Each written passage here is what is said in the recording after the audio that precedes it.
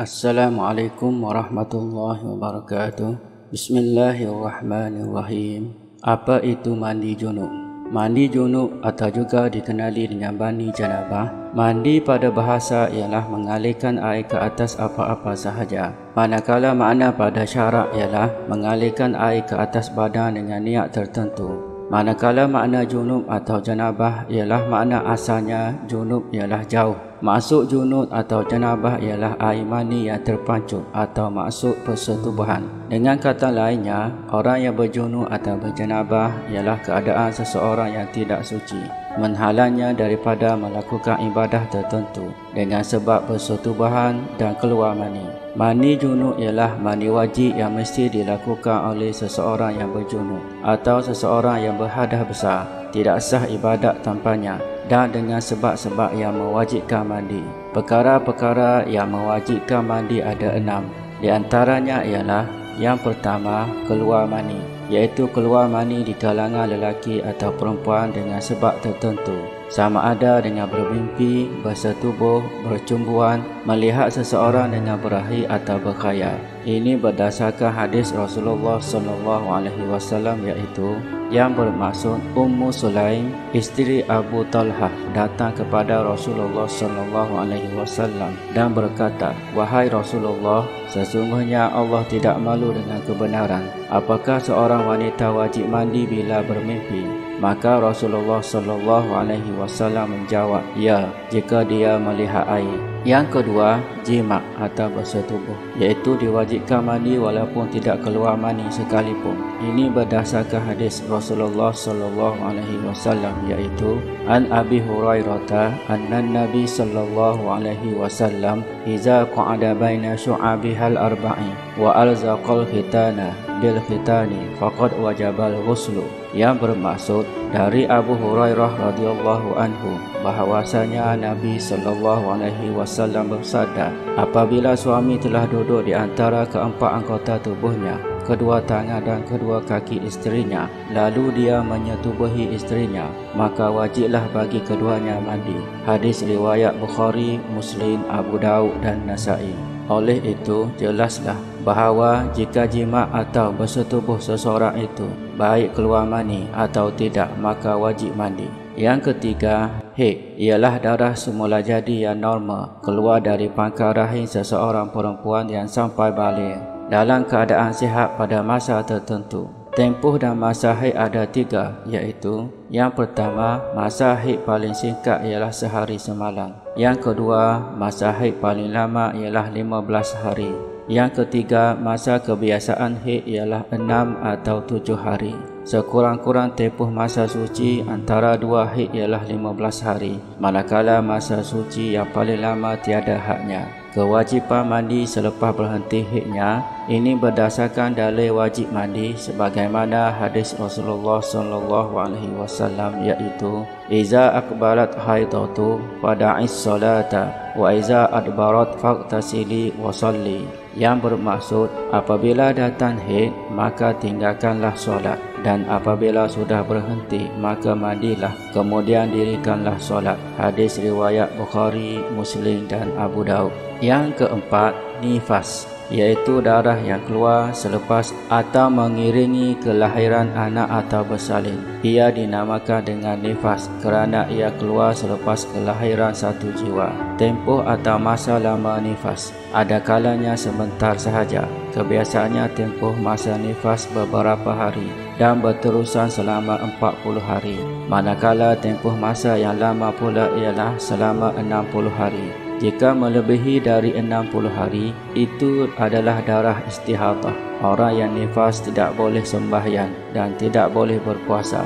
Ini berdasarkan hadis Rasulullah SAW, iaitu An Ummi Salamah qalat kanat nufasa'u tajlisu ala ahdi Rasulillah SAW 40 yawman. Yang bermaksud dari Ummu Salamah, ia berkata, orang-orang yang nifas duduk pada masa Rasulullah SAW, yakni tidak solat selama 40 hari. Hadis riwayat Tirmizi dan Abu Daud. Yang kelima, wiladah, iaitu bersalin.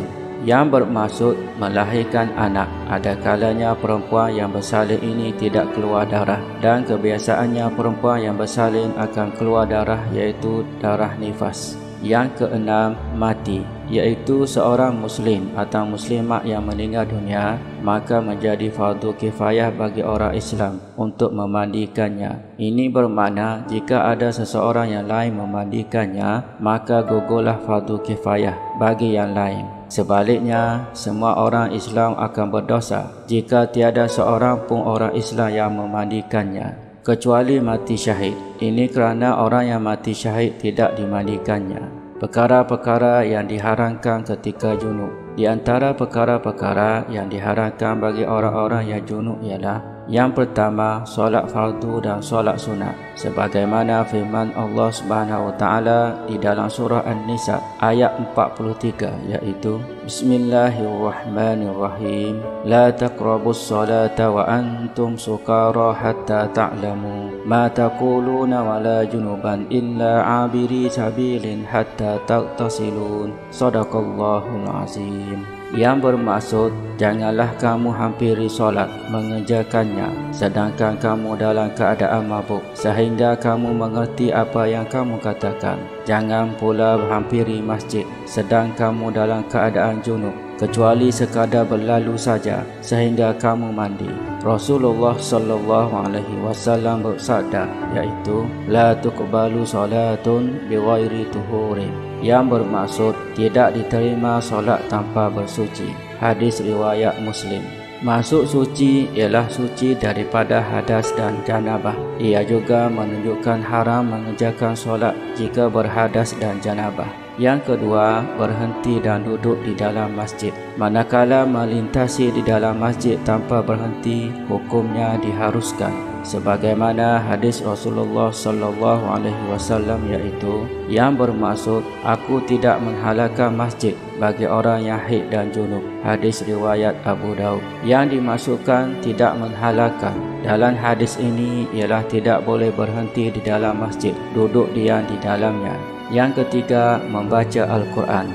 Ini berdasarkan hadis Rasulullah sallallahu alaihi wasallam, iaitu la taqra'al haidu walal junubu syai'an minal Qur'ani, yang bermaksud orang yang haid dan junub jangan membaca sesuatu daripada Al-Quran.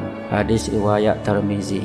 Di dalam hal ini, harus bagi orang yang junub membaca Al-Quran di dalam hatinya tanpa melafazkannya. Begitu juga harus membaca Al-Quran dengan niat berzikir dan bukan niat membaca Al-Quran.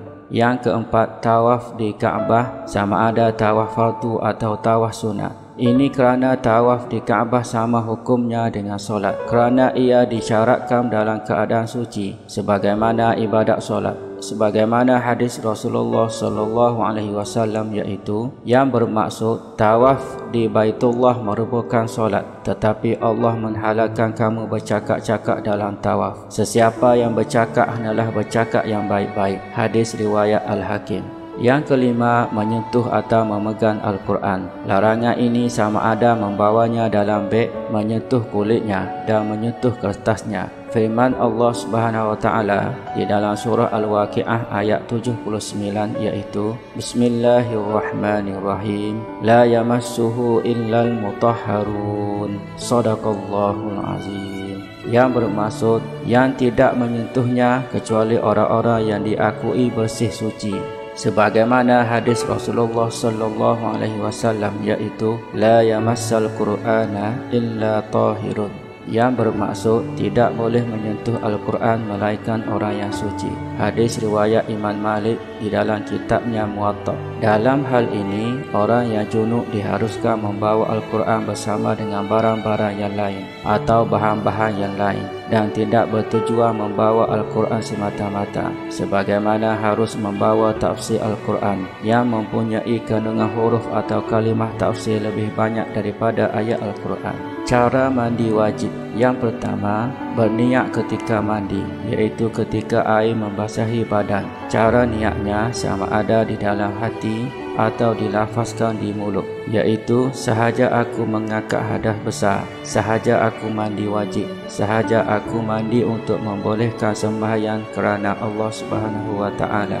Yang kedua, meratakan atau membasahkan seluruh anggota badan yang zahir, sebagaimana maksud hadis Rasulullah sallallahu alaihi wasallam, iaitu memadailah engkau ciruskan 3 raup air ke kepala, kemudian ratakannya ke seluruh badan. Dengan cara itu sucilah engkau. Cara mandi yang sunat. Di antara sunat-sunat mandi ialah: yang pertama, membasuh kedua belah tangan, kemudian membasuh kemaluan dan kotoran di badan dengan tangan kiri. Yang kedua, berwuduk. Yang ketiga, menguraikan rambut supaya ia dapat memasukinya ke dalam kulit kepala. Yang keempat, menjeruskan air di sebelah kanan dahulu, kemudian diikuti sebelah kiri. Yang kelima, menggosok-gosok anggota badan supaya kotoran dapat dihilangkan. Yang keenam, mengulangi basuhan di anggota badan sebanyak 3 kali. Ini dikiaskan dengan basuhan ketika mengambil wuduk. Makruh ketika mandi. Yang pertama, berlebih-lebihan menggunakan air, sebagaimana hadis Rasulullah sallallahu alaihi wasallam, iaitu yaqulu kana an-nabiyyu sallallahu alaihi wasallam yaghsilu aw kana yaghtasilu bis-sa'i ila khamsati amdadin wa yatawaddau bil muddi. Yang bermaksud Nabi sallallahu alaihi wasallam membasuh atau mandi dengan 1 gantan hingga 5 cupak air dan berwuduk dengan 1 cupak air. Hadis riwayat Bukhari dan Muslim. Yang kedua, makruh mandi di air yang tenang. Sekian, wallahu alam. Semoga memberi manfaat untuk kita semua.